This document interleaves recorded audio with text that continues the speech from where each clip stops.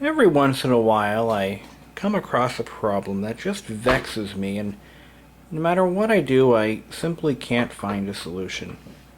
And this Dell Inspiron is one of those machines. Let me explain. I got this laptop as a freebie about almost a year ago now, actually. It's been that long. And I haven't really used it for much. I just use it for odd projects. It came in handy when I was building up that satellite over there. I had to figure out how to get all of my data transferred, like all of my games and other software transferred to that satellite safely. And I used the Dell for its PC card slot. And I used a 100 megabyte PC card storage device. Worked great. But the problem with this machine is when it wakes up from sleep mode, it just drags. It's almost like it doesn't even run. The performance is so bad you can't even use the machine. Now, I found a solution for it, which I'll show you right now. But while we're waiting for this machine to boot up, we'll talk about the things that I've tried and that I've done. Now, mind you, I do this for a living. I actually service computer equipment for a living, Macs and PCs.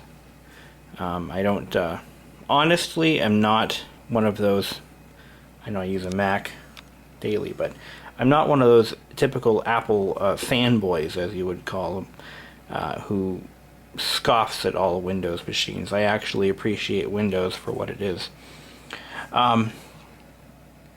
See, that was quick. And now we'll talk about the solution in a minute. Anyhow, so far this machine has received not one, but 2 replacement hard drives. The original drive, which is why I got the machine for nothing, was dead, and the owner didn't want to replace the drive in it. So I popped in a used drive that I had, 20 gig, whatever, and it worked fine. But it would run slow if I had put it to sleep and woke it up. So I just set the machine aside and I just used it. I just powered it down when I wasn't using it, and when I needed it, it was always running fine because I didn't have to use the sleep mode function. So about a couple months later, that drive failed when I was going to use it to stream Netflix to my plasma TV downstairs, and replace the drive again. Now, of course, a fresh install of Windows as well in this new drive. And while I was at it, I popped out the memory that was in there, and I put in some known good modules, thinking, well, maybe, oh, God forbid, some wacky memory problem had occurred, even though the memory passed the diagnostic scan. I use a memtest, which is a great utility. It's free. And anyway, didn't find any problems with the memory. So I put another set of memory modules in it, which brought it from 384 to 512 megs. And same problem. I'm like, what the hell? So I just ignored it at that point and put the machine away, brought it out again, and I did some maintenance to it. I scanned it for viruses. I updated. I'm actually using Norton Norton Internet Security, the free version that comes with my Comcast subscription. I'm using that because, number one, it's free, and number two, it does work. I found that Norton products are bloated, but they do work. So I put that on. I found some viruses, removed the viruses. It didn't take long to get infected. Whatever. Anyway, long story short, still running slow. Even though the system has been fully updated, patched, and so then I upgraded the BIOS from version A8 to A11, and I updated the chipset driver from Intel, and guess what? Still running freaking slow. But otherwise, it runs perfectly fine, and I love this machine because it has a very nice, sharp 15-inch display, or 15.4 actually, I think it is.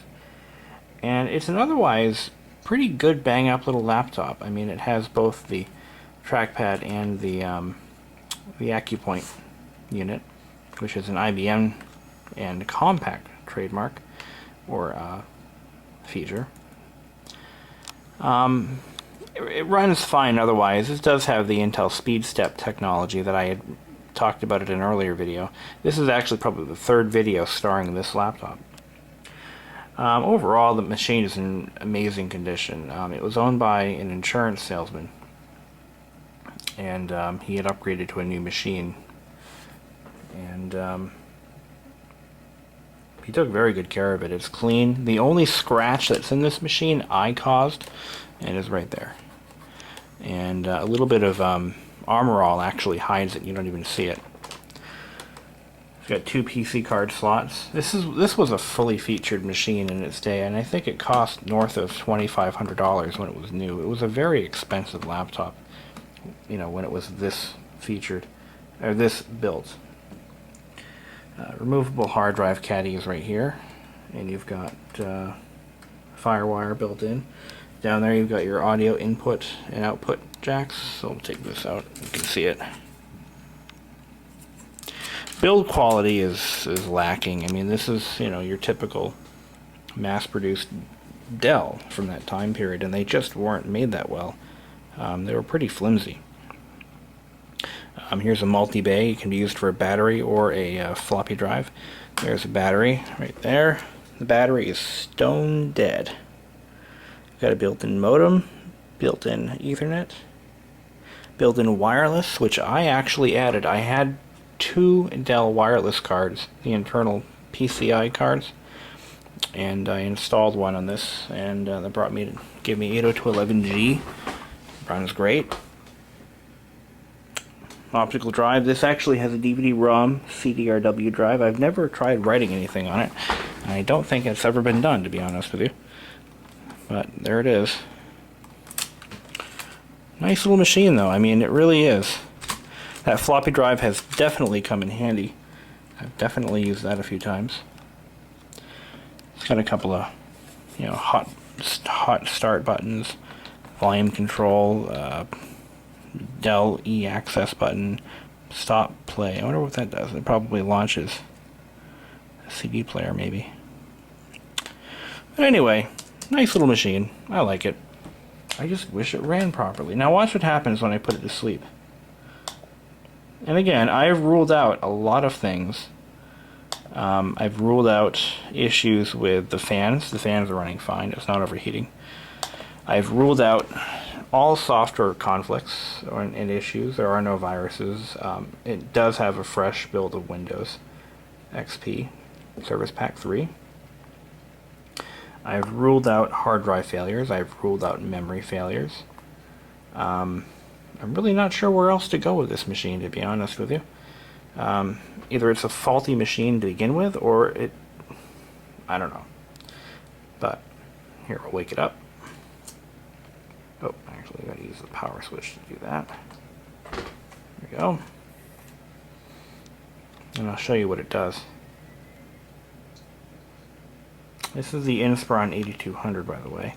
This isn't one of the newer models, which are typically plagued with problems. Not really sure who the OEM builder of this laptop is. Certainly isn't Dell, because Dell doesn't make any of their own things like anyone else. I mean, Apple, this MacBook Pro was built by Foxconn, for Christ's sake. So, the same company who builds the Xbox. But anyway, amongst other things. So it's slow to wake up for some reason. This is not normal. Will it wake up at all? And remember, I am running the latest BIOS for this machine, but it's not waking up. What the hell?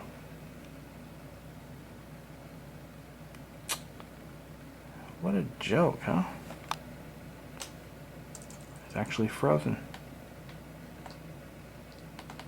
So there you have it. I mean, this is what it's doing, and I'm not sure if there's any way I can fix it without replacing a motherboard or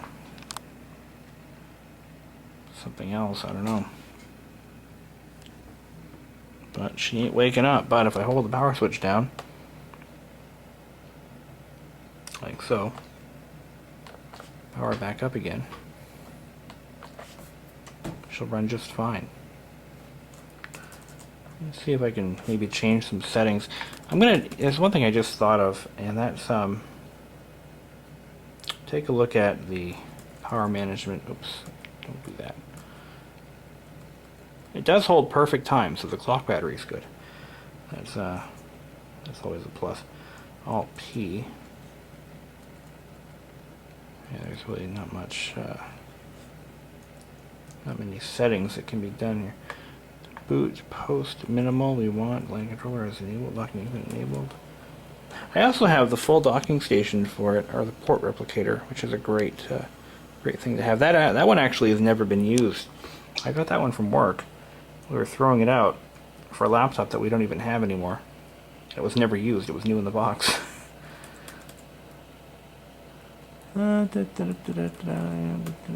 Keyboard click disabled, numlock disabled, all action key, low speed legacy enabled. There's no battery status. It sees the battery. Brightness, power management enabled. Display timeout. Hey, I just thought of something. Smart CPU mode should be disabled. On all. Ooh. Ooh.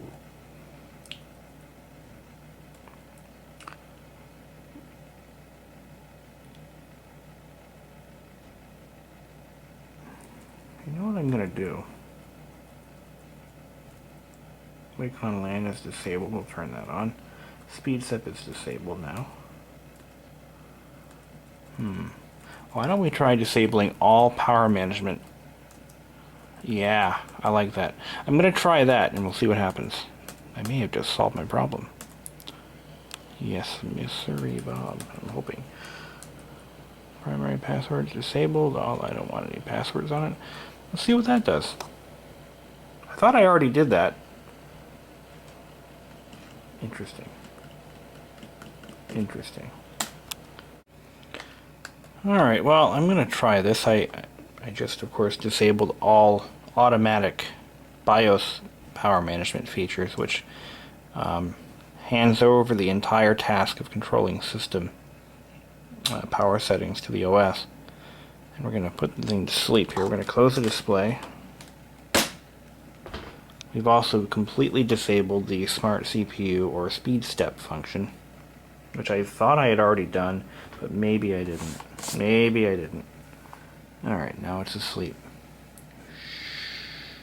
Okay. Alright, let's wake it up again.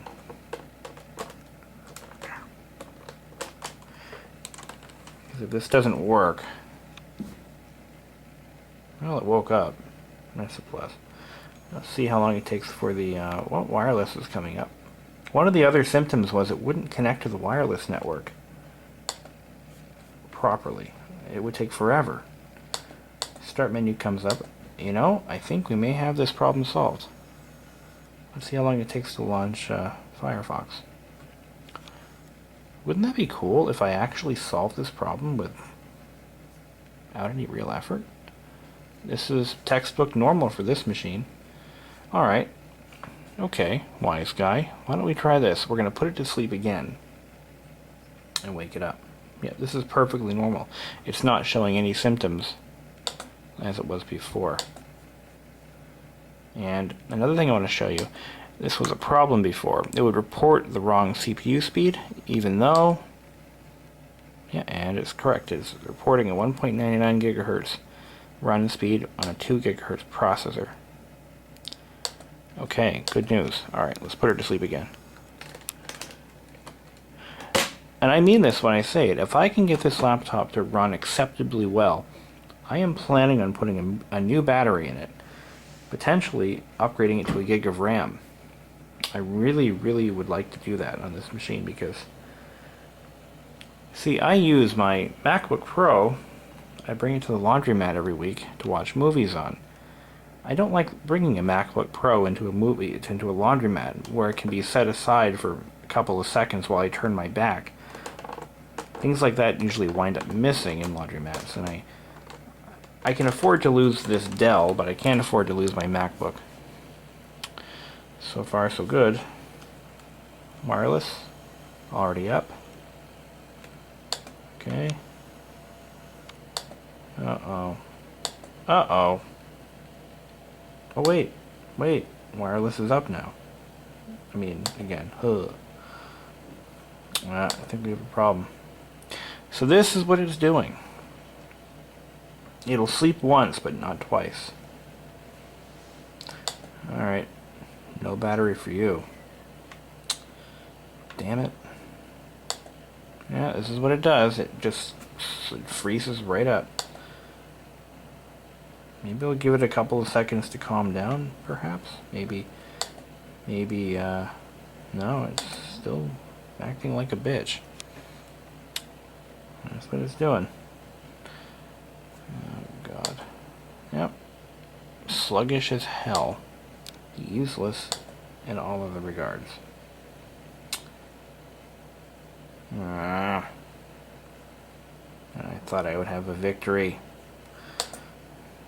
Alright, let's put her to sleep again. The symbol of trust, my ass. Alright.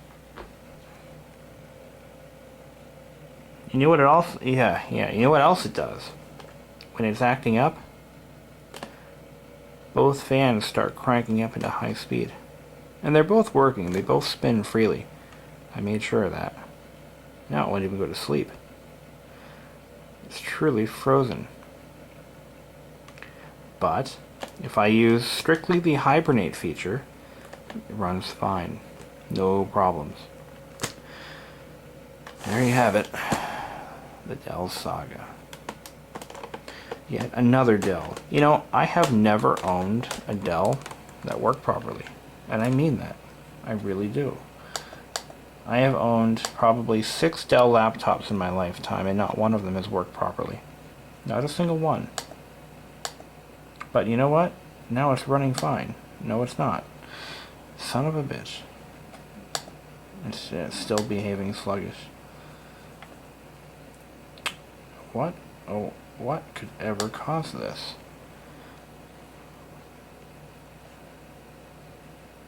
Well.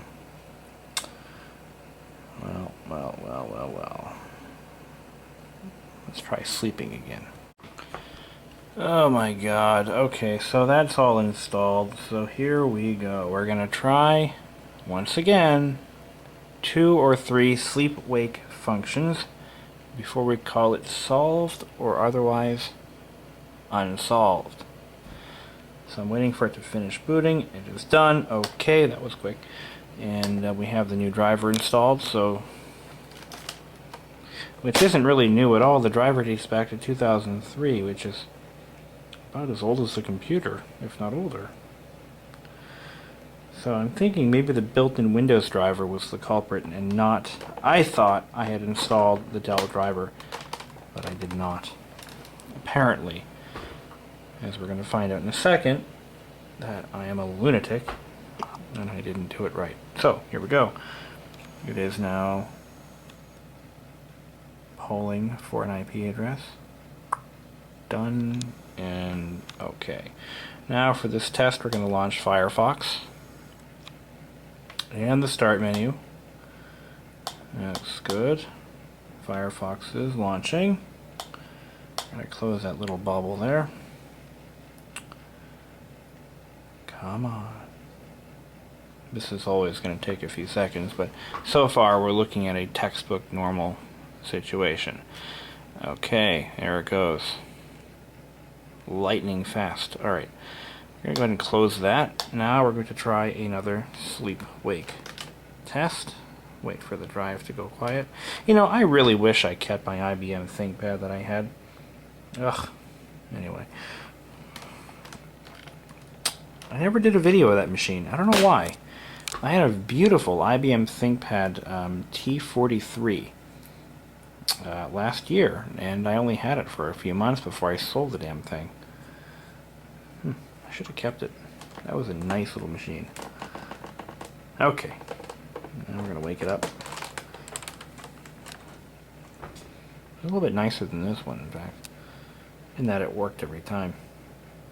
Okay, we got a wireless pulling done. And we're going to try the start menu. Oh, wow. Look at that. Oh, I had the thing zoomed out. This looks beautiful. Okay, we're going to try this one more time. We're going to put her to sleep. We're going to wake her up again. That'll be 3. Okay. Oop. Done. Good. I'm telling you, if this works, she's getting a new battery for Christmas. Go to sleep. Okay. Wake it up.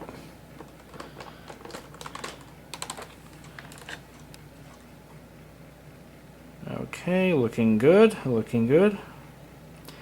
One thing I've noticed is that when the machine malfunctions, the wireless icon never changes from disconnected to connected to disconnected, so therefore it always looks like it's connected. And oh my god, we have fixed the Dell. Yeah, I am so happy. I have finally fixed this machine so it now runs perfectly fine every time. And I bid you good night.